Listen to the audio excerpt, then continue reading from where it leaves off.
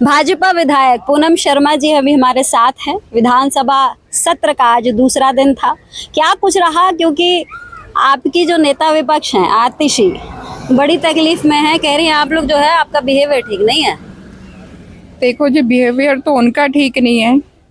पिछले 10 सालों से सत्ता के अंदर है, उनको पता होना चाहिए कि जब दिल्ली के गवर्नर का भाषण होता है तो उस टाइम पे कैसा उनको बिहेव करना चाहिए, किस तरीके से उनको सलीके से बैठना चाहिए, उनको थोड़ा सा भी नहीं पता।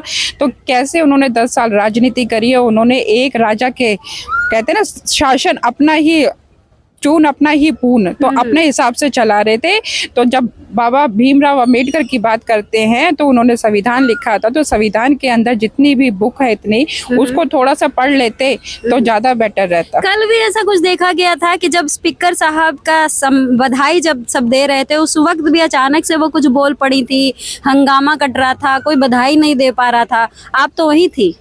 एक्चुअली उनको पता है कि दिल्ली के अंदर भाजपा की सरकार है और भाजपा की सरकार दिल्ली की जनता के हित में काम करने वाली है, जो उन्होंने पिछले 10 वर्षों से नहीं करा। अब उनको कहीं ना कहीं डर है कि आज जैसे सीएजी की रिपोर्ट आई है तो कहीं ना कहीं उनको डर लग रहा है कि हम सब अब जेल के अंदर जाने वाले हैं, क्योंकि उन्होंने इतने घोटाले करे हैं। कहीं ना कहीं उन घोटालों में वो सारी की सारी उनके जितने भी विधायक हैं, पहले वाले भी लगा लो, अब जो जीत के आए हैं वो भी सारे के सारे लिप्त हैं।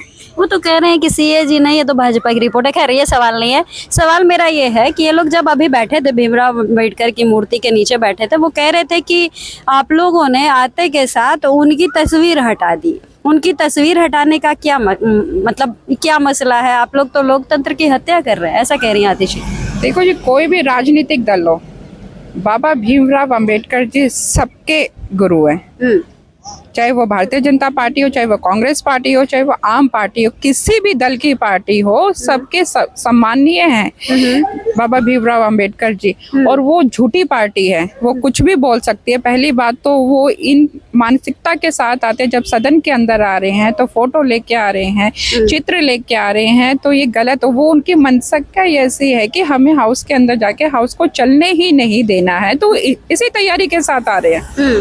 अब 3 दिन के लिए उन लोगों को निष्कासित कर दिया गया है, तो ऐसे में आप इसको कैसे देख रहे हैं? क्योंकि अभी जो सीएजी की और 13 रिपोर्ट पेश होनी है, उसके अलावा जो है और भी मतलब और कार्रवाई चलेगी, उस मतलब आज को के अलावा 2 दिन और नहीं रहेंगे, तो बगैर विपक्ष के वो सारी चीजें अब सामने आएंगी। तो इसको आप लोग किस तरीके से देख रही हैं?